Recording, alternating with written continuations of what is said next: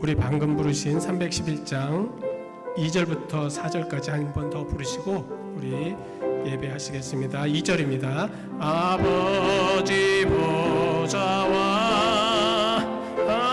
그 영광 떠나서 밤 같은 세상에 만 백성 구하려 내 몸을 희생했건만 너 무엇하느냐 내 몸을 희생했건만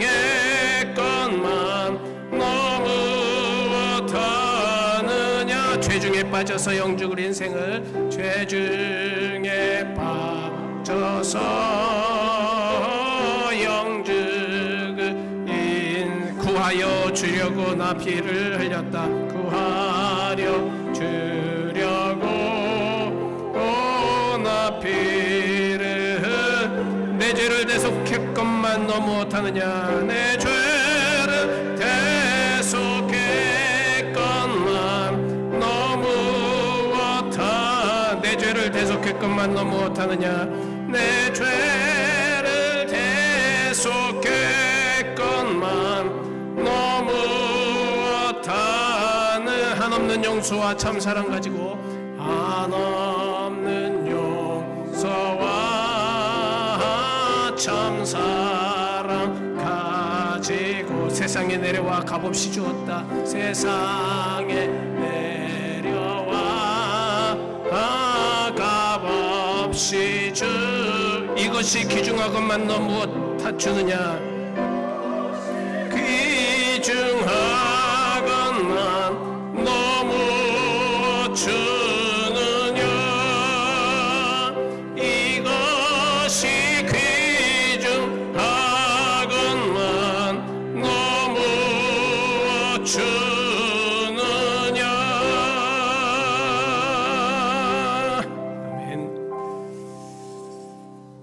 오늘은 9월 마지막 주 성령 강림을 19번째 주일입니다. 우리 다 같이 묵도하심으로 9월 29일 주일 예배를 주님의 이름으로 시작하겠습니다. 우리 함께 묵도하시겠습니다. 하나님께서 모든 것을 해주시고 우리에게 계시고 축복을 주시옵시고 하나님께서 모든 것이 우리에게 계시고 모든 것이 우리에게 계시고 모든 것이 축복을 주시옵소서.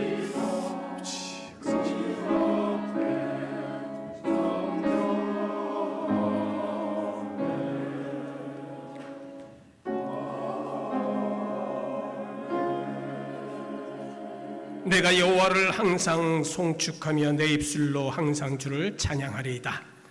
나와 함께 여호와를 광대하시다며 함께 그의 이름을 높이세.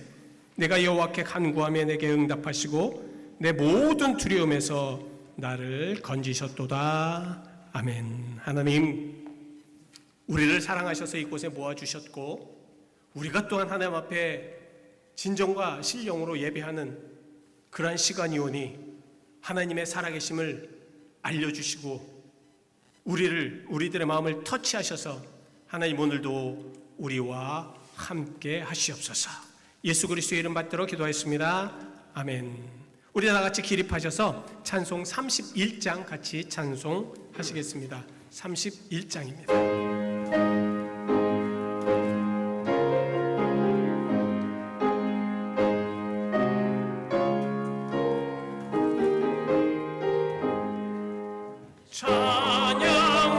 찬양하라 복되신 구세주 예수 백성들아 사랑을 전하세 경배하라 경배하 하늘의 천군과 천사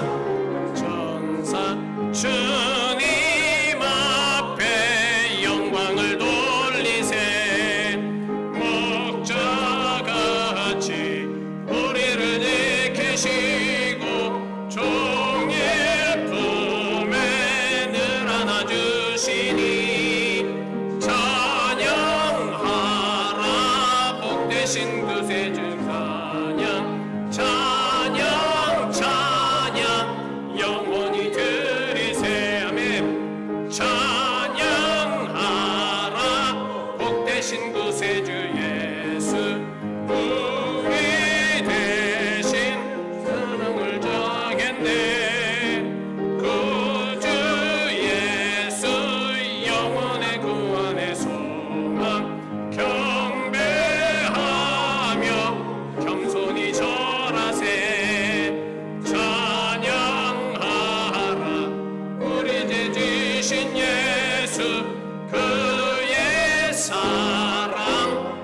한없이 크시오라.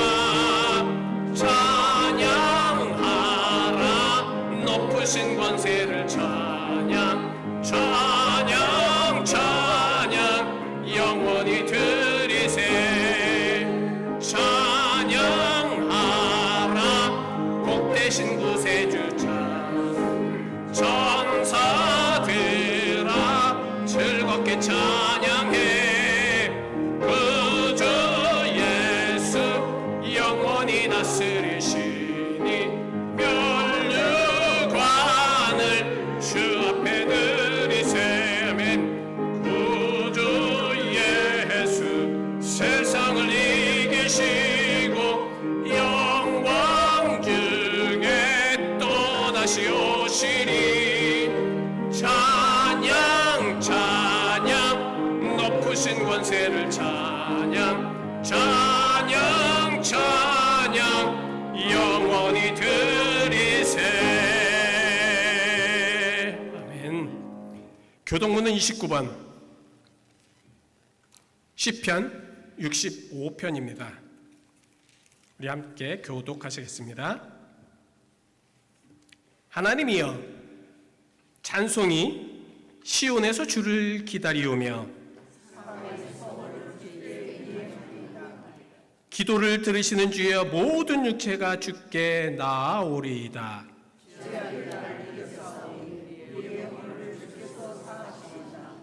주께서 택하시고 가까이 오게 하사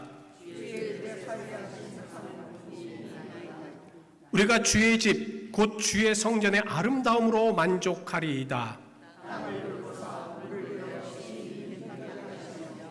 하나님의 강에 물이 가득하게 하시고 초장은 양떼로 옷 입고 골짜기는 곡식으로 덮였으며. 아멘. 우리의 신앙 고백을 사도신경으로 고백하시겠습니다. 전능하사 천지를 만드신 하나님 아버지를 내가 믿사오며 그 외아들 우리 주 예수 그리스도를 믿사오니 이는 성령으로 잉태하사 동정녀 마리아에게 낳으시고 본디오 빌라도에게 고난을 받으사 십자가에 못 박혀 죽으시고 장사한 지 사흘 만에 죽은 자 가운데서 다시 살아시며 하늘에 오르사 하나님 우편에 앉아 계시다가 저리로서 산자와 죽은 자를 심판하러 오시리라. 성령을 믿사오며 거룩한 공예와 성도가 서로 교통하는 것과 죄를 사하여 주시는 것과 몸이 다시 사는 것과 영원히 사는 것을 믿사옵나이다. 아멘. 성부 성자와 성령 찬송과 영광 돌려보내세.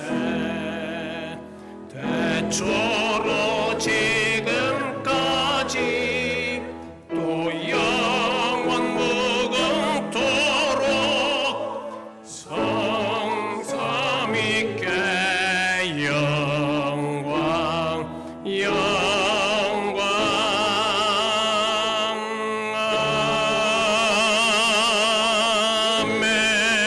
아멘. 다 같이 착석하실 때 주영희 권사님 나오셔서 기도해 주시겠습니다.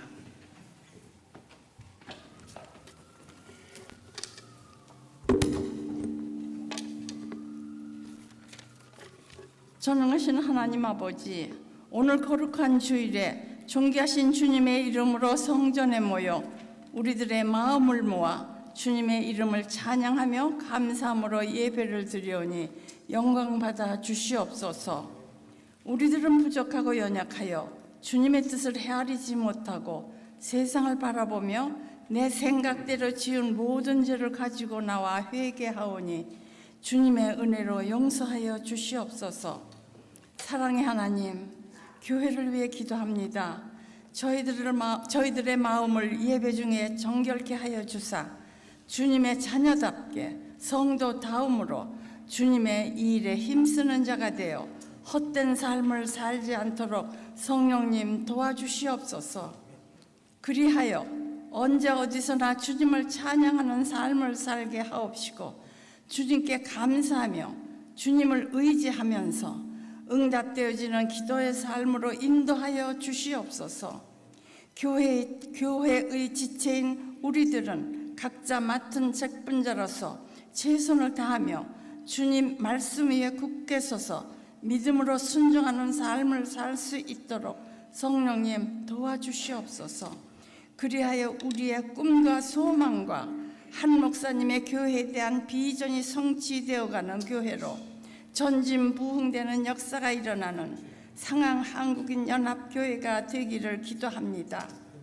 은혜로우신 하나님, 오늘 예배를 드리는 모든 성도들과 그 가정들을 축복하여 주시옵고, 예배를 참석하지 못한 성도들은 어디에 있거나 성전을 바라보고 주님을 찬양하며 경배 드릴 수 있는 건강들을 주시옵소서. 찬양을 올려드리는 성가대의 아름다운 찬양을 흠양하시고 성가대원과 그 가정들을 축복하여 주시옵소서. 또한 이름 없이 보이지 않는 곳에서 헌신 봉사하는 성도들을 기억하여 주시고 그들의 삶을 축복하여 주시옵소서. 예배를 준비한 손길들을 기억하시고 그 또한 삶을 축복하여 주시옵소서.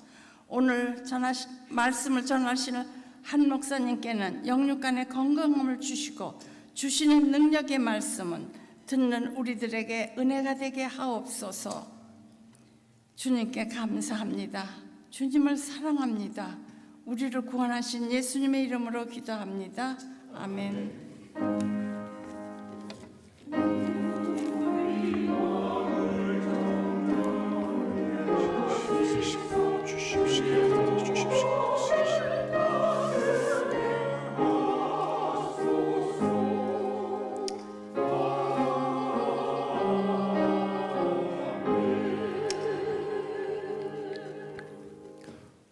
오늘 우리에게 주신 하나님의 말씀은 계속해서 사도행전 2장 47절 한 절 말씀 같이 함께 크게 봉독하기를 원합니다. 사도행전 2장 47절 우리 같이 크게 봉독하시죠. 시작.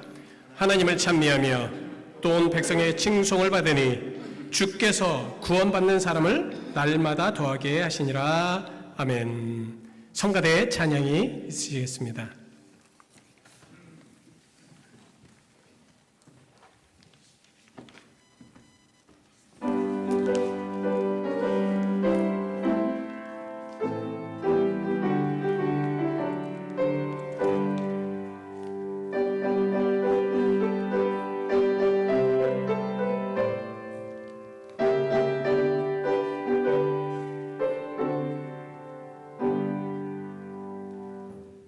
내가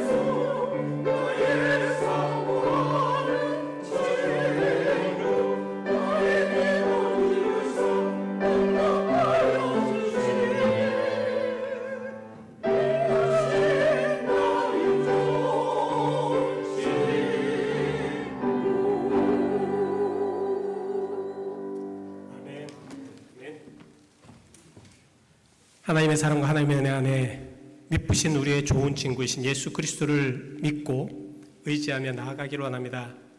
하나님 축복하여 주옵소서, 역사하시옵소서, 함께 하시옵소서. 오늘 이 예배의 말씀을 통하여 하나님 우리가 깨닫게 하시고 알게 하시고 행하게 하여 주옵소서. 예수 그리스도의 이름 받들어 기도하였습니다. 아멘. 지난주 수요일 예배를 끝내고 이제 같이 이렇게 이제 식사를 나누면서 말씀을 어느 권사님과 또 진지하게 나눈 적이 있습니다. 참 은혜롭고 또 많은 것들을 제가 은혜 받았었던 그런 내용들인데요. 대화 내용은 설교 내용에 대한 질문이었습니다. 수요 예배 끝나고 이제 요새 고린도서를 말씀을 하는데 그 고린도서에 나온 그런 여러 이야기들을 같이 말씀을 나누었습니다. 참 이럴 때는 목사는 참 행복합니다. 말씀을 가지고 서로 나눌 수 있다는 것, 들으셨다는 거거든요. 그리고 그걸 리프렉션 한다는 것, 그것은 소화하시고 계시다는 말씀입니다. 사실 고린도서에 또 이제 질문을 하시면서 목사님, 교회는 사랑이 있어야 되고 많은 것이 있어야 되는데 왜 목사님은 악한 사람은 교회에서 쫓아내야 된다. 그리고 완전 상대도 하지 말아야 된다. 왜 이렇게 말씀하십니까? 라는 말씀에 대해서 참 그런 말씀이 얼마나 저한테는 좋은 또 은혜로운 말씀인지. 왜냐하면 그런 것들이 우리에겐 되게 의심이 가거든요. 말씀을 묵상을 하다 보면 참 어려운 그런 상황들, 그리고 좀 어긋나는, 그리고 약간 파라독스, 예를 들어서 우리 인간의 생각이나 인간의 지혜로는 이해되지 않는 그런 이야기들이 굉장히 많이 나옵니다. 이럴 때마다 목사한테 와서 이야기하고 나눌 수 있는 것, 이건 참 은혜고 참 큰 축복이 아닌가. 그리고 또 어느 분은 그 아침에 말씀을 묵상했다는 거예요. 근데 그 말씀이 그날 그 예배에 그 말씀을 하시더라는 겁니다. 이게 말씀의 어떤 교통이나 은혜 안에 될 수 있는 것이 아니라 일반적으로 제가 봤을 때는 이 설교나 하나님의 말씀을 가지고 이렇게 편안하게 나눌 수 있는 기회가 많지가 않지요. 사실 설교는 이제 많은 분들은 뒤에서 부정적인 평가를 하는 경우가 많기 때문에 이 겉으로 이렇게 나타내기가 굉장히 어렵다는 거죠. 그러나 말씀 내용으로 서로 은혜를 나누면서 이해되지 않는 내용들, 그리고 정말 그 내용에 대해 있어서 왜 그렇게 말씀하셨나 하는 오해의 말씀들. 그래서 저는 이런 오해가 되는 상황들이 많아요. 왜냐하면 타겟 설교다, 지적 설교다, 그런 말씀들을 많이 하셔가지고 그래서 참 이제는 새벽 예배나 아니면 수요 예배나 이런 것들은 그냥 그 주에 계속 이렇게 따라서 말씀을 나누고 있습니다. 그럼에도 불구하고 하나님께서는 그때그때마다 주시는 은혜를 통해서 깨닫게 하신다라는 말씀이죠. 자, 올해 우리는 교회다움을 위한 모습이 어떠해야 되는지, 자, 그 모습이라는 그러한 말씀, 그러니까 교회다움을 위하여 그 모습이라는 말씀을 지금 19번째 말씀을 드리고 있습니다. 4월 21일부터 아마 21일 주일부터 이 말씀이 시작되었습니다. 일반적이라면 이 말씀은 몇 주 분량이면 끝납니다. 근데 이 설교자만이 느낄 수 있는, 또 설교자만이 이렇게 감동을 받을 수 있는 건데요. 가끔 그 말씀을 가지고 굉장히 이렇게 리프렉션하게 계속 만들어주시는 경우가 있습니다. 그래서 그걸 다시 재조명해보고 다시 우리 교회에 또 적용해보고 또 다시 그 말씀을 계속해서, 그래서 하나님께서 우리에게 원하시는구나라는 걸 계속 알게 하시는 경우가 굉장히 많이 있습니다. 그래서 자세히 말씀을 드려야 된다는 감동도 받게 되고요. 그리고 이런 말씀을 전할 때 이상하게 제 마음에 더 간절함과 더 어떤 정말 이게 꼭 말씀을 드려야 되겠다라는, 꼭 이것은 하나님께서 우리에게 주시는 말씀이라는 그런 확신을 가지고 전할 때가 많이 있습니다. 자, 이렇게 말씀을 전할 때 사실은 저도 그런 이야기가 분명히 이제 있을 거라는 이야기를 듣고, 또 어떤 상황 속에서는 다 그러세요. 목사가 설교를 반복해서 말씀을 드릴 수도 있습니다. 그리고 중요한 내용들은 몇 줄을 갖다 계속해서 말씀을 이렇게 들을 때가 있어요. 그것은 정말 하나님께서 감동으로 우리가 꼭 알아야 되고, 우리에게 또 우리 교회에 또 어떤 면에서는 저에게 제가 어떻게 하라는 그 말씀을 먼저 주시는 말씀이기 때문에 이것을 거역한다면은 아마 이건 직무유기가 되지 않을까, 이런 생각이 되면서 말씀을 준비할 때가 많이 있습니다. 제가 어떤 예화를 들었습니다. 옛날에 이제 들었던 예화인데 여러분들도 이 말씀을 한번 들으셨을 수도 있습니다. 어느 한 시골 마을에 목사님이 이제 파송이 되셔서 오셨습니다. 목사님이 처음 설교는 그렇게 은혜롭고 그렇게 좋을 수가 없었습니다. 성도들은 박수를 치면서 우리 목사님 잘 모셔왔다, 정말 저렇게 은혜로운 설교, 멋진 설교, 정말 들으면 정말 어느 곳에서도 빼놓지 않고 빠지지 않고 그렇게 은혜로운 설교를 전달해 주시는구나, 그러면서 서로 그냥 너무너무 좋아했다고 합니다. 그런데 다음 주일날 그 설교를 똑같이 하시는 거예요. 성도들은 난리가 났습니다. 지난주에 하셨던 말씀인데, 그렇지, 혹시 이제 이전을 하실 때, 또 이사를 하실 때 피곤하셨으니까 조금 우리가 이해를 하자. 왜냐하면 그 잊어버렸던가, 아니면 지난주에 그 말씀을 잊어버렸던가, 기억을 못 하신다든가, 아니면 취임 예배로 정신이 없어서 설교 준비를 하시지 못하셨구나. 그러니까 우리가 좀 이해를 하면서 그냥 착각했을 것이라고 생각을 하고 지나갔습니다. 근데 세 번째 주일에도 똑같은 설교를 하시는 거예요. 그때부터 이제 교인들은 그렇게 생각합니다. 우리가 참 잘못 모셔왔구나. 모셔도 저런 목사를 모셔왔구나. 그러면서 수군거리면서 술렁거렸다고 합니다. 그래서 이때 한 용감한 성도가 목사를 찾아갔다고 합니다. 목사님 찾아가서, 목사님, 대체 목사님께서 새로운 설교를 언제 시작하실 겁니까? 라고 따져 물었다고 합니다. 이때 이 질문에 이 목사님이 이렇게 대답했다고 하죠. 여러분들이 이 말씀을 정말로 삶에 적용할 때까지 저는 새로운 설교를 시작할 마음이 없습니다.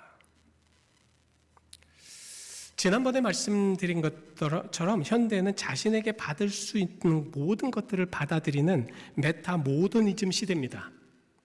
그래서 모든 성도님들은 자기의 모든 것들, 자기의 생각들이나 자기의 모든 것들을 곁들여서 어떤 의견을 받아들인다고 합니다. 그 의견이 좋은 의견이든 나쁜 의견이든 모든 것을 이렇게 막 받아들이면서, 그러니까 더 많은 정보를 받아들이게 됩니다.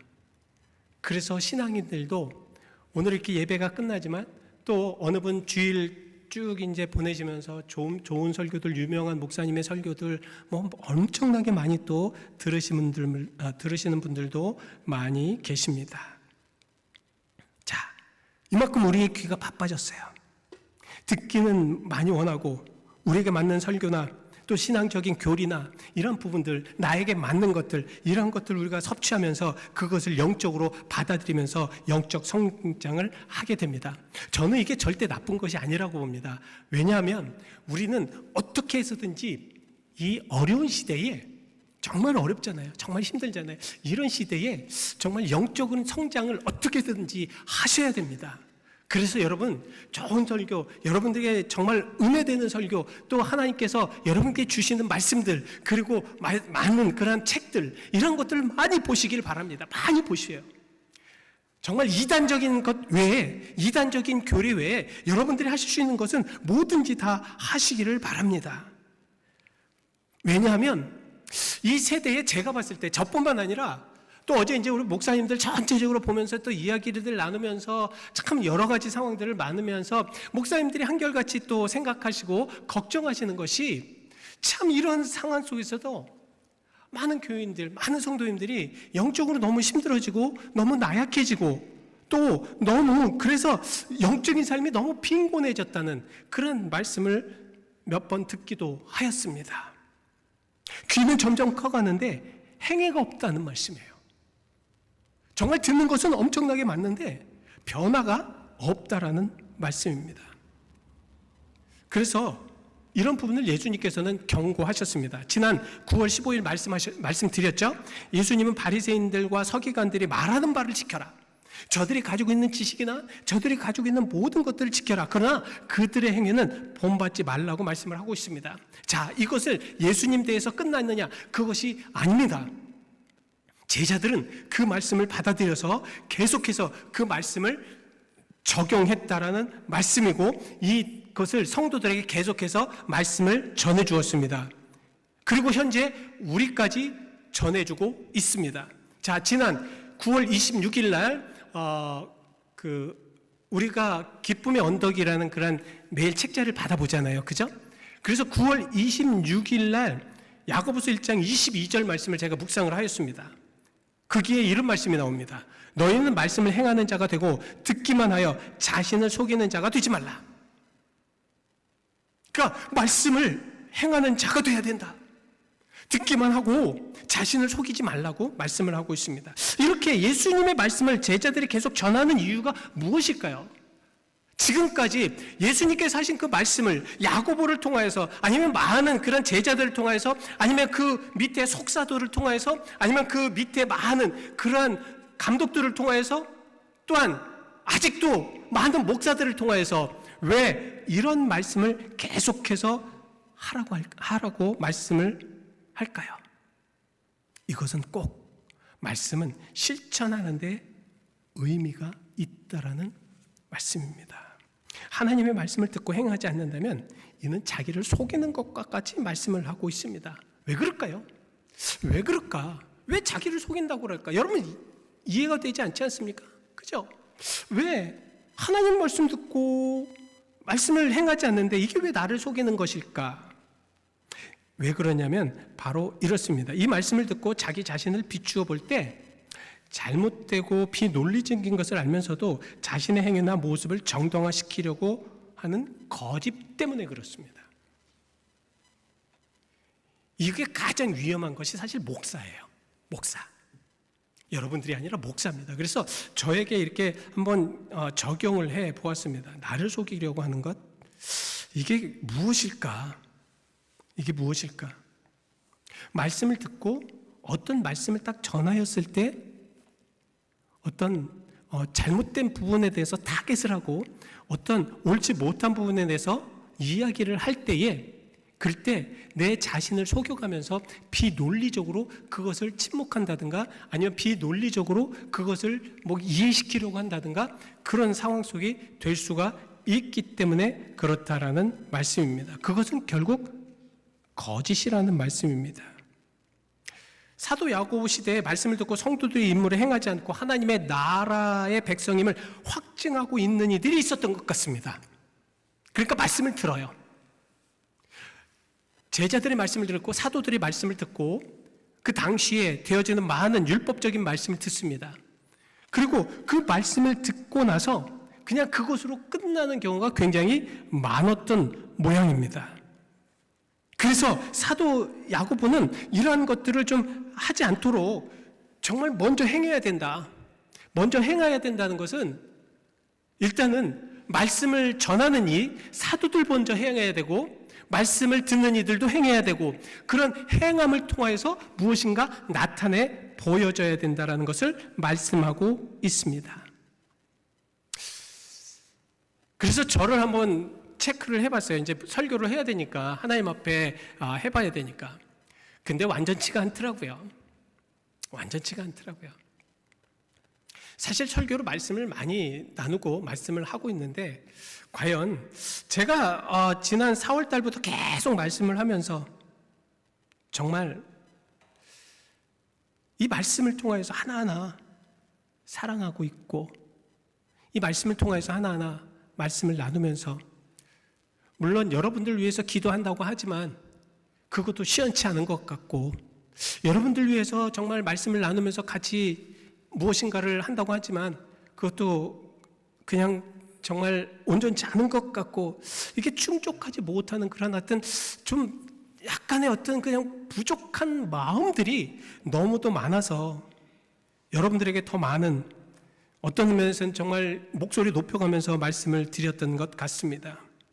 이런 모든 것들을 생각하면서 자, 어떻게 해야 될까? 여러분, 이 말씀을 하였던 그 야고보, 예수님의 제자 야고보는요, 사실 헤롯 아그리파 1세 때 잡혀서 사도 중에 처음으로 순교한 순교자입니다. 그러니까 행했다는 거죠. 정말 믿음을 가지고 있으면 두려워 말고 행하라는 것입니다. 이 당시에 두려움을 가질 수밖에 없는 것이 지금처럼 마음대로 뭐 예수를 믿는다고 누가 핍박을 한다든가, 예수님을 믿는다고 말씀을 전한다고 뭐 못하게 한다든가, 아니면 목숨을 걸고 예수를 믿는 사람들을 죽인다든가, 이런 세대는 아니잖아요.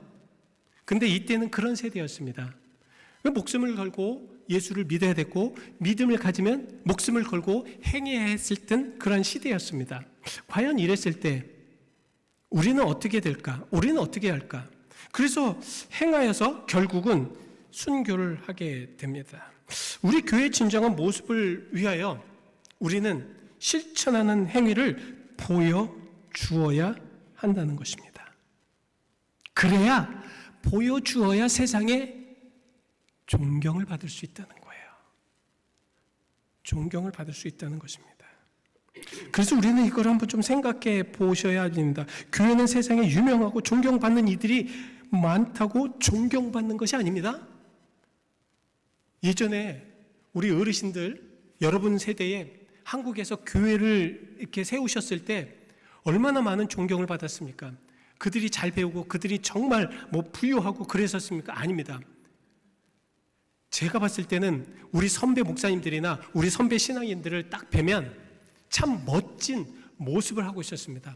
그들은 늘 하나님의 말씀을 사모하였고, 그들은 늘 말하는 것보다 나가서 행동하였고, 그들은 늘 그래서 희생을 하더라도 그렇게 하나님을 믿었습니다. 그런데 그곳에 많은 사람들, 그래서 그들이 그렇게 행했을 때 한국 교회는 엄청난 부흥을 일으켰다라는 말씀입니다. 세상은 성령 충만을 받지 못하고 성령께 인도하심을 받지 못합니다. 그렇죠? 그렇기 때문에 우리는 세상과 같은 세상의 방법으로는 존경을 받을 수가 없다는 것입니다. 근데 우리는 자꾸 존경받으려고 그래요. 우리는 자꾸 무엇인가를 해보려고 합니다. 세상은 진정한 예배를 드리지 못합니다. 하나님께 기도하지 못합니다. 그런데 우리는 그렇게 하지 않으면서도 우리는 존경받을 수 있을 것이라는 잘못을, 착각된 행동을 할 때가 있다는 것입니다. 세상은요, 교회에서 나타나는 이적과 기적을 나타내질 못합니다.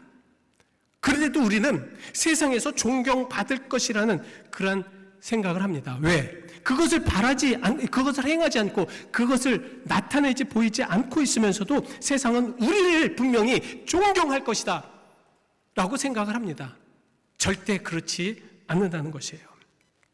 자, 세상이 존경할 때, 세상이 우리를 존경하고 세상이 우리 교회를 바라보았을 때 참 좋은 교회, 멋진 교회라고 그렇게 이야기했을 때 나타나는 현상이 있어요. 그거를 보면, 아, 우리는 참 존경을 받고 있구나. 우리는 정말 세상에 참 멋진 교회로 그렇게 자리매김되어 있구나. 그렇게 생각을 한다는 거예요. 그런데 자, 보세요. 여러분 그렇게 한번 평가를 해보시기 바랍니다. 자, 어떠십니까? 여기 보시면 오늘 본문 47절, 주께서 구원받는 사람을 날마다 더하게 하신다. 세상의 존경을 받으면 하나님께서 모든 이들을 이곳으로 불러 모으신다. 그래서 오늘 우리 말씀에 중심을 두어야 될 것은 주께서라는 말씀. 저 주께서, 주님께서, 이 말씀을 한번 잘 보시기 바랍니다. 이것이 주어입니다. 즉 어떤 일에 대한 주체나 주관 또는 담당자를 의미하고 있습니다. 그러니까 주님께서 교회로 불러 모으셨다는 말씀이죠. 결국 주님께서 하셔야 된다는 말씀입니다. 주님께서 하셔야 된다는 거예요. 주님께서 하시기 위해서 먼저 우리의 인식을 좀 바꿔야 됩니다. 이것은 저를 타당하게 하고 아니면 목사들을 타당하게 하려고 하는 말씀이 아닙니다. 많은 교회에서 부흥에 대한 그런 잘못된 인식을 가지고 있습니다. 물론 이것이 먼저가 되면 안 되고 가장 먼저 제가 말씀을 드리는 것은 주께서 할 수 있도록 하는 것이 가장 중요하다라는 것이에요. 근데 우리는 교회 부흥을 주께서라는 포커스를 두는 것보다는 사람의 포커스를 두어서 아니면 목사나 아니면 행정이나 사람들의 포커스를 둡니다. 그래서 그 사람들이 잘못되고 그 교회 프로그램들이나 아니면 교회가 안 되니까 저는 사실 이 샌프란시스코에서 제가 교회를 다는 못 다녀봤습니다. 소실. 근데 교회를 다니는 곳마다 딱 보면서 이 샌프란시스코에서 우리 교회처럼 아름답고 멋진 교회가 없습니다. 교회 건물이나 교회 같은 것을 포커스로 한다면 우리 교회는 많은 사람들이 모여야 합니다. 왜? 이만큼 좋은 시설과 이만큼 좋은 로케이션과 이만큼 좋은 곳이 어디 있습니까? 그죠? 근데 그렇지 않는다면 이것은 무엇인가 주께서라는 그러한 우리가 주제를 놓아봤을 때 이것은 주께서 어떠한 일에 대해서 보내지 않은 그러한 이유가 있을 것이라는 것을 우리는 알아야 한다라는 말씀입니다. 주께서라는 말씀에 깊이 묵상할 것은 주님께서 하실 수 있게 무엇인가 우리가 해야 한다는 말씀입니다. 그래서 주님께서 인정하는 교회를 만들어야 되는데 초대교회는 구원받는 사람이 날마다 더할 수 있는 이유가 있었어요. 그 이유가 무엇이냐? 그들은 올바른 모습, 올바른 신앙 태도를 사람들에게 보여주었다는 말씀입니다. 이것이 참 중요합니다. 왜 주께서 사람들을 계속해서 그 교회에 보내는가? 왜 초대교회로 사람들이 많이 보여지는가? 왜냐하면 그 초대교회에 있는 많은 분들은 정말 사람들이 보았을 때 저것은 내가 할 수 없는 일, 저것은 정말 세상에서 보이지 못한 일들이네. 저것은 정말 우리 주변에서 할 수 없는 그런 상황들을 저들은 지금 하고 있네. 그래서 저들은 정말 매일같이 게을러서 성전에 가지 못하지만 저들은 매일같이 성전에 가서 은혜를 끼치는 거예요. 여러분 사실 말씀이 나와서 말씀인데 연합감리교회, 우리 감리교회의 태동은 사실은 이 메소디스트라는 말씀 있죠. 메소디스트. 이 메소디스트라는 의미가 뭔지 아십니까? 사실 시간적인 시간벌레들. 그러니까 맨날 같이 웨슬리가 영국의 옥스퍼드에서 이제 대학을 다닐 때 그들은 정말 몇 사람이 모여서 성령 클럽을 만들었잖아요. 그래서 그들은 매일같이 모여서 기도하였습니다. 매일같이 모여서 사람들이 보았을 때 처음에는 뭐 한두 번 하다 말겠지 그리고 생각하는데 그게 아니에요. 계속 만나서 계속 그리고 똑같은 시간에 저 사람들은 아주 규칙주의자들이구나. 정말 그래서 아주 좀 약간 좀 좋지 않은 말로 한 겁니다. 저 메소디스트들. 근데 그들은 성령이 충만함을 받고 그들은 성령의 능력을 받고 그래서 그들이 가는 곳마다 하나님께서 그들에게 사람들을 붙여주었다는 것을 우리는 알 수가 있습니다. 그래서 사실 이 유나이티드 메소디스트 철치의 첫 근원은 사실은 그 서큘 라이더들이었습니다. 그러니까 말 타고 다니면서 복음을 전하는 이들. 그래서 복음 막 말 타고 가서 사람들이 모인 곳이면 거기서 내려서 복음을 전하고 또 다시 말 타고 또 가서 또 복음을 전하고 그러는 아주 정말 어떻게 보면 뜨거운 규칙주의자이고 많은 사람들에게 그런 열성을 보여주었던 곳이었습니다.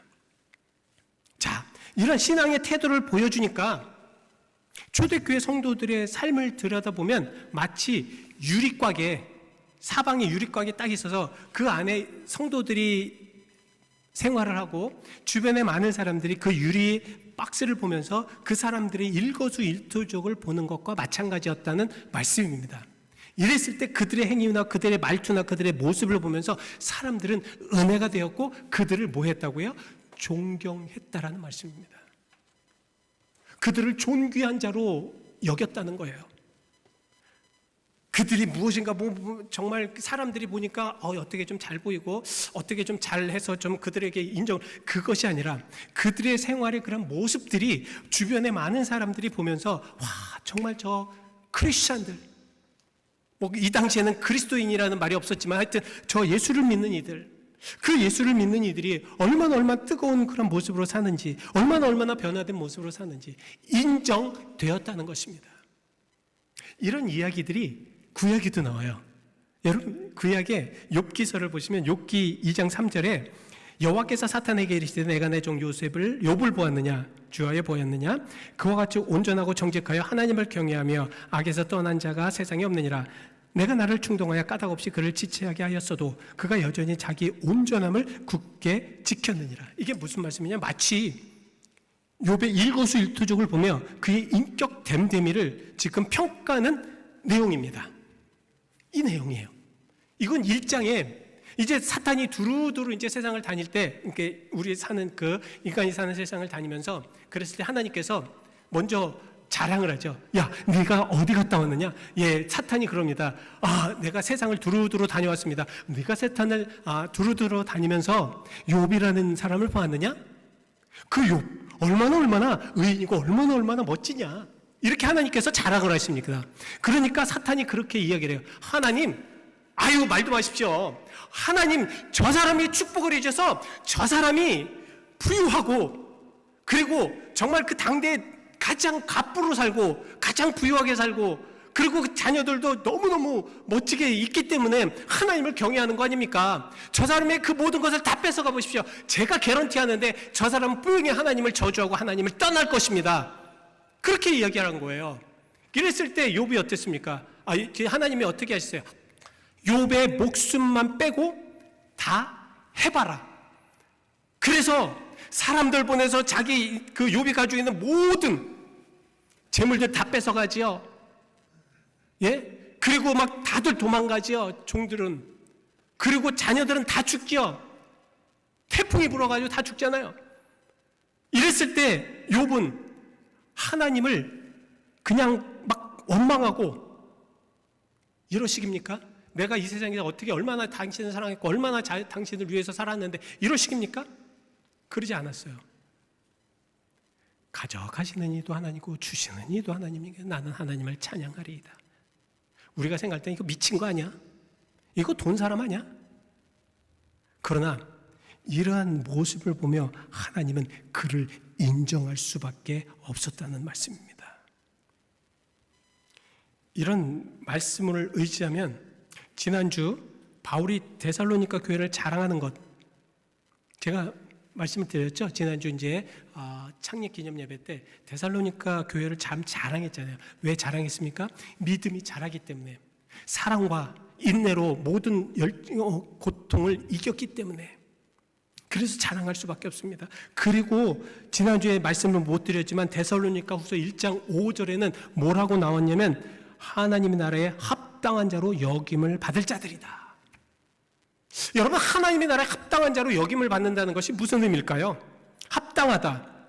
합당한 의미는 어떤 기준이나 조건, 용도, 도리 따위가 꼭 알맞다는 의미입니다. 초대교회는 하나님 나라의 백성의 조건에 맞았다는, 자격이 됐다는 것, 퀄리피카이가 됐다는 말씀입니다.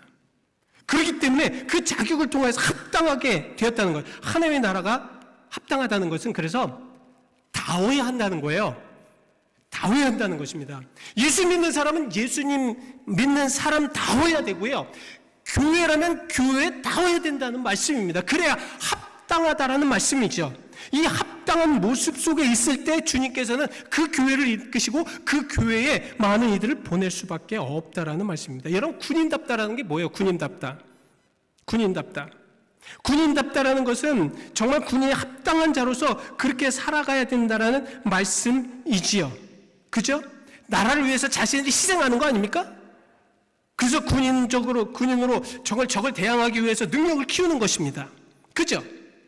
군인인데 훈련하지 않고, 군인인데 세상 사람들의 모습과 똑같고, 그리고 예전에 게으르게 아침 12시에 일어나고 10시에 일어나고 아니면 밥도 자기 마음대로 먹고, 이건 군인이 아니에요. 그건 군인이 아닙니다. 이 답다라는 것, 합당하다라는 것은 바로 하나님의 나라에 합당한 사람으로 모습이 되어야 된다는 것입니다. 제가 어느 제 주석책에서 이러한 글을 읽었습니다. 그 주석책에 이렇게 표현을 해 놓더라고요. 교회가 하나님 나라에 합당하던 자는 하나님의 나라에 포함되어야 합니다. 신앙생활을 하면서 교회나 하나님의 영광보다는 자기의 유익을 위해, 자기의 이름을 나타나기 위해, 자기의 기쁨을 위해 열심을 내는 사람이 있습니다. 교회를 위한다고 하지만 하나님께 영광을 돌리는 일이라고 하지만 자기 욕심을 위하여 교회를 이용하는 사람, 하나님을 이용하는 사람이 있습니다. 하나님께 합당하게 행하는 사람은 철저하게 하나님 중심, 교회 중심의 삶을 살아야 합니다. 그런 행하는 모습이 보여질 수밖에 없습니다. 저는 그렇게 생각이 됩니다. 제가 만약에 하나님 앞에 합당한 목사라면이라고 생각을 하고 저도 한번 제 자신을 리플렉션 해봤습니다. 합당하다면 정말 하나님의 영광을 위해서, 하나님의 능력을 위해서 인위적인 것이 아니라 정말 신의적으로 하나님만 바라보며 주께서 하실 수 있도록 하는 것이 온전한 것인가? 만약 우리가 내리는 결정이 하나님께 합당하고 하나님의 뜻이라면 분명한 것은 성경에 모순되지 말아야 한다는 말씀입니다. 그러니까 우리가 내가 정말 합당한가, 내가 멋진가, 내가 하나님 앞에 온전한가, 이것은 우리가 성경을 보았을 때 그 성경을 통해서 우리는 평가될 수가 있다라는 말씀입니다. 이러한 모습이 가장 잘 나타나는 것이 예배입니다. 우리가 정말 하나님 앞에 온전한 모습으로 합당한 모습으로 살아가는 그런 모습에 우리를 리플렉션하고 우리 자신을 볼 수 있고 우리 자신이 정말 어떤 모습인가를 볼 수 있는 것이 예배라는 것입니다. 이 예배를 통해서 과연 우리는 하나님 앞에 어떤 모습인가를 정확하게 찾을 수 있고, 하나님은 또 그러한 예배자를 찾으셔서 하나님께서 주시는 은혜를 주시기 때문에 그렇습니다. 예배는 설교만이 아닙니다. 설교만이 아니에요. 예배 처음부터 여러분들이 오셔서 앉아 계시는 그때부터가 예배입니다. 성전에 발을 들여놓을 때부터 예배가 될 수가 있고, 또 여러분들이 세상에서 살아가면서 예배가 될 수가 있습니다. 그런 예배를 통해서 정말 하나님의 중심, 하나님의 함께하심, 하나님의 역사하심이 그들과 함께함을 같이 살아가면서 이렇게 같이 뭉쳐가면서 살아가는 모습, 이런 모습이 보여져야 된다는 것이에요. 왜? 하나님은 그런 이들을 찾아서 은혜를 주시기 때문입니다. 요한복음 4장 23절에 하나님께 참되게 예배하는 자는 영과 진리로 예배할 때가 오나니 곧 이때라 아버지께서는 자기에게 이렇게 예배하는 자를 찾으신다. 가끔 이제 그래서 저는 이 예배를 참 중요시합니다. 어느 교회는 제가 이제 심어했던 어느 교회는 그 예배가 중요해서 아예 설교를 하나님께서 그때는 정말 많은 지혜 주셔서요, 설교를 통째로 외우게 하시면서 말씀을 증거하실 때가 있어요. 그때는 40분, 50분 막 말씀을 증거해야 될 때가 있었습니다. 그 당시에는 이제 젊은이들도 많았고 또 꼭 필요한 말씀들이 많았기 때문에, 그렇기 때문에 하나님께서 그런 지혜를 주시고 그런 지식을 주실 때가 많습니다. 그래서 정말 지금 하라고 해도 못해요. 안 돼요, 잘. 근데 그때는 몇 년간을 그냥 그 페이지를 다 하고 성경을 다 암송하게 하시면서 그렇게 하셨습니다. 그래서 말씀을 전하게 하셔요. 근데 그때에도 말씀을 듣는 이들이 있고 듣지 않는 이들도 있더라고요. 시험을 당하는 이들도 있고 시험 당하지 않는 이들도 있더라고요. 하여튼 그렇게 되면서 예배하는지를 찾습니다. 근데 그 예배를 통해서 은혜가 되면 나타나요. 찬양을 통해서 은혜되면 나타납니다. 여러분, 우리 교회 성가대회 분들 딱 보면서 저는 참 은혜를 많이 받아요. 은혜를 참 많이 받습니다. 뭐 몇십 명, 몇백 명 하는 것보다 참 은혜가 되는 게 참 열심히 그리고 최선을 다하시 하시는 그런 모습들 아부하는 거 아닙니다. 정말 참 이 화음하는 그런 모습들이 참 은혜가 돼요. 이것을 위해서 얼마나 마음에 그런 심정이 되었을까. 그래서 제가 성가대회를 위해서 기도하러 갈 때만 제가 참 은혜가 되고 하나님의 역사하심이 넘쳐날 수밖에 없습니다. 예배는 이런 것입니다. 예배를 통해서 그렇게 됐을 때, 그럴 때 주님께서 나를 위해서 하시는구나라는 것을 깨닫게 되고 알게 될 수 있는 가장 좋은 방법. 왜냐하면 하나님께서 예배하는 자를 찾으셔서 은혜를 주셔서 그 은혜를 통해서 그를 변화시키고 감동을 주시기 때문에 그렇습니다. 꼭 은혜 받고 가시길 바랍니다. 꼭 은혜 받고 가시길 바랍니다. 은혜의 요건은 얼마나 많은지 모릅니다. 예배 전에 오셔서 여러분들이 기도하실 때 5분만이라도 일찍 오셔서 하나님 앞에 열심히 한번 기도하시고 예배를 참석해 보시기 바랍니다. 성가대 찬양이 얼마나 은혜가 되고 또 말씀을 통해서 우리가 깨닫게 되고 또한 말씀 하나하나 아니면 교동문이 아니면 사도신경까지도 우리에게는 은혜가 될 수밖에 없다는 것이요. 그래서 이게 매너리즘, 이 정말 우리가 이게 기계화되는 것이 참 조심해야 됩니다. 이게 그냥 저절로 하는 거예요. 저절로 나오는, 옛날부터 했던 것이니까 그 습관적으로 저절로 나오는 이런 것들은 좀 버려야 한다는 말씀입니다. 자, 오늘 이 말씀을 통해서 우리가 조금 이제 깨달아야 됩니다. 주께서 하실 수 있도록, 주님께서 하실 수 있도록, 자, 다음 주에 이 부분에 대해서 조금 더 말씀을 드리겠습니다. 주께서 하실 수 있도록, 여러분 주께서 하실 수 있도록 여러분은 조금, 저도 마찬가지고 좀 비켜주세요. 주님께서 좀 하실 수 있도록, 그래야 우리 교회가 부흥이 됩니다. 주님께서 하실 수 있도록 우리 잠시 함께 묵상하시겠습니다. 잠시 눈을 감아 보시고, 자, 주님께서 하실 수 있도록, 주께서 하실 수 있도록, 우리 하나님께서 하실 수 있도록 그렇게 나가야 됩니다. 여러분, 주님께서 하실 수 있도록 나는 주님이 받아야 될 영광과 주님이 받으셔야 될 정말 그 놀라우신 역사심과 주님이 받으셔야 될 그런, 우리가 드려야 될 그런 모든 것들을 내가 뺏으려고, 내가 그 자리에 서 있으려고 하는 것은 아닌지, 또한 하나님의 은혜와 하나님의 역사심 안에 우리가 나가야 될 터인데, 그래야지 우리 교회가 진정으로 모든 이들에게 존경을 받고 모든 이들에게 정말 따라올 수 있는 그런 교회가 돼야 될 터인데, 우리 함께 잘 생각하시면서 저는 여러분들에게 이 시간 권면하며 다시 한번 여러분들에게 말씀드리려고 합니다. 교회가 교회답기 위해선 주께서 하셔야 됩니다. 주께서 하시도록 하셔야 됩니다. 내가 아니라 주께서 하셔야 됩니다. 주께서 하실 수 있도록, 주께서 하실 수 있도록. 그래서 우리 교회가 교회다울 수 있도록 잠시 묵상하며 기도하는 여러분과 제가 되기를 원합니다. 잠시 기도하시겠습니다.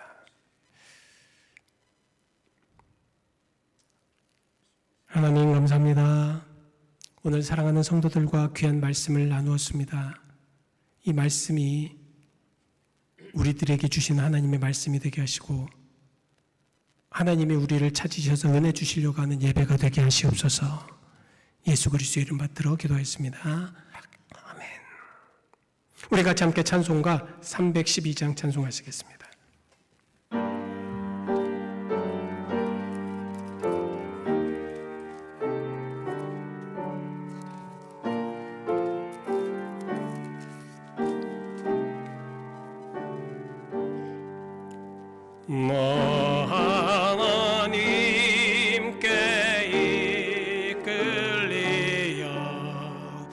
일평생 주만 바라면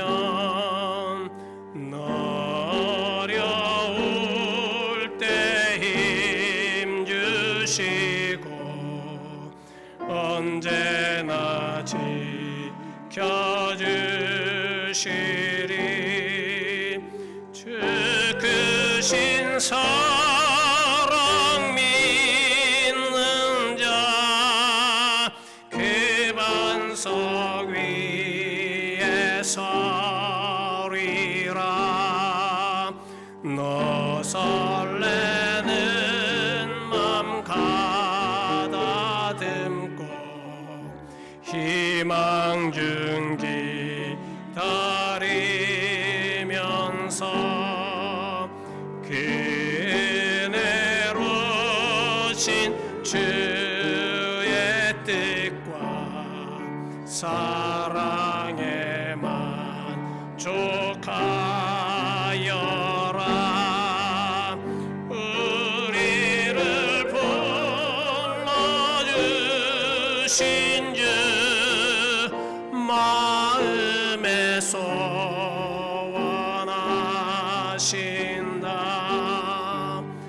너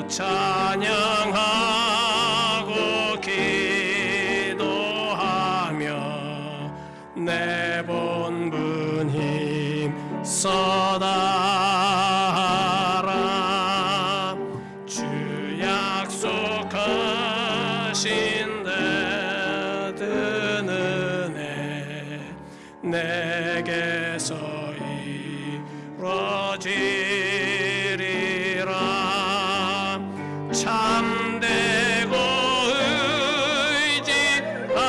의지하는 자 주께서 기억하시리.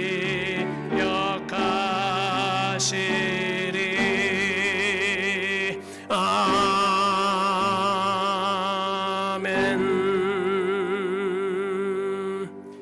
우리 함께 봉헌과 기도하시겠습니다.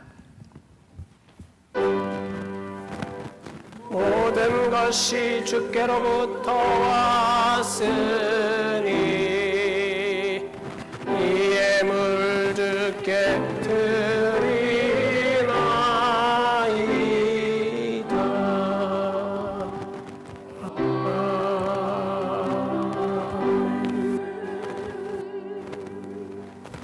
우리 아버지 하나님의 사랑과 역사하심이 우리에게 넘치는 은혜로 채워 주옵소서.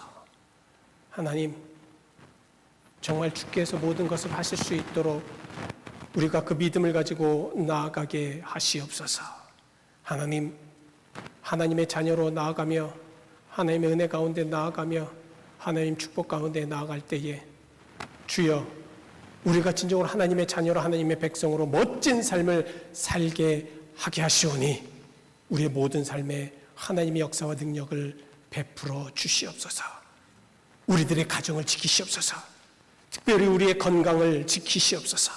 그래서 하나님, 멋진 삶, 행복한 삶, 이 세상에 사는 삶이 정말로 의미 있는 삶을 살다 주님이 오라 하시는 그날에 마라나타 아멘 오시옵소서. 주여, 제가 기쁨으로 가겠나이다는 믿음을 가지고 나아가게 하시옵소서. 그런 믿음 속에 우리가 더욱더 하나님의 자녀로 사는 아름다운 모습으로 주여, 주께서 날마다 구원받는 자를 많이 하시는 교회가 되게 하시옵소서. 주의 사랑과 은혜 감사드리며 예수 그리스도의 이름 받들어 기도하였습니다. 아멘. 잠시 교회 방문하신 분을 소개해 드리겠습니다.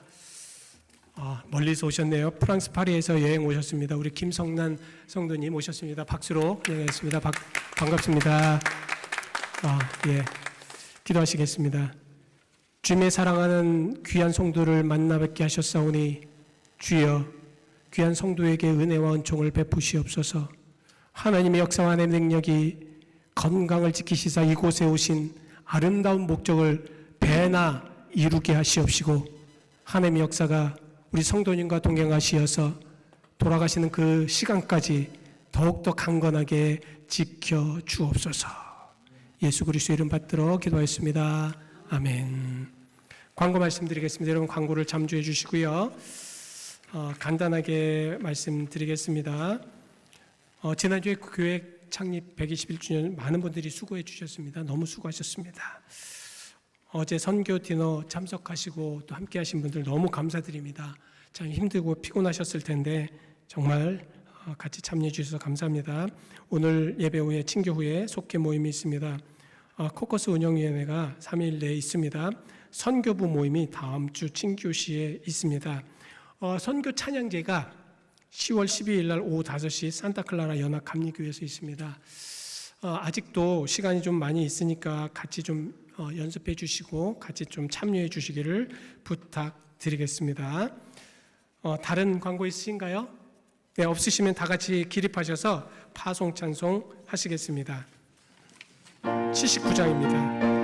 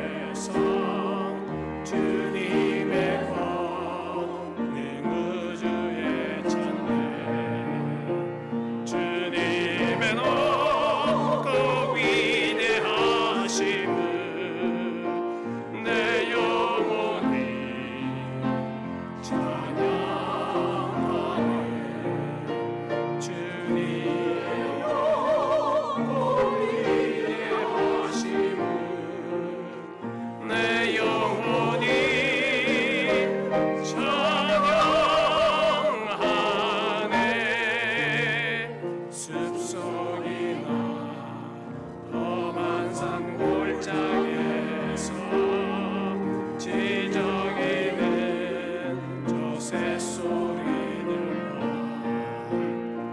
고요하게 흐르는 시냇물은 주님의 성신 노래하도다. 주님의 높고 위대하심을 내 영혼이 찬양하네. 주님의 높고 위대하심을 내 영혼이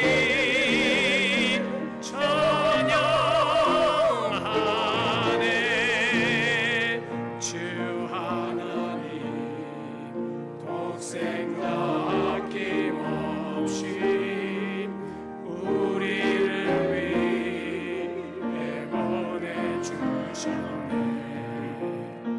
십자가에 피 흘려 죽으신 주 내 모든 죄를 대속하셨네. 주님의 높고 위대하심을 내 영혼이 찬양하네. 주님의 높고 위대하심을 내 영혼이 찬양하네. 내 주 예수 세상에 다시 올때 저 천국을 오나리 나 겸손히 엎드려 경배하며 영원히 주를 찬양하리라. 그렇습니다.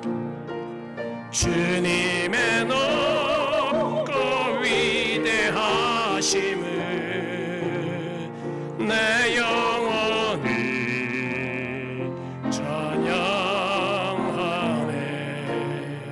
주님의 높고 위대하심을 내 영혼이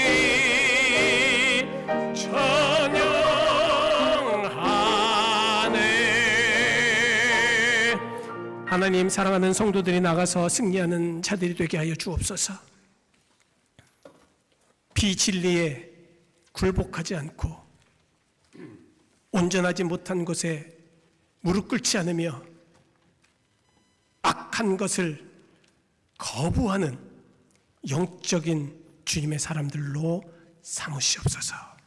이제는 우리 주 예수 그리스도의 은혜와 하나님의 무한하신 사랑하심과 성령님의 감화와 감동하심이 오늘 이 예배를 통하여서 하나님 앞에 다짐하며 하나님을 온전하게 주님 중심으로 살겠다고 그렇게 다짐하는 모든 사랑하는 성도들과 먼 곳에 출타 중인 성도들과 육신의 질고로 인해서 고난받는 모든 성도들에게 함께 하옵시기를 간절히 축원드리옵나이다. 아멘.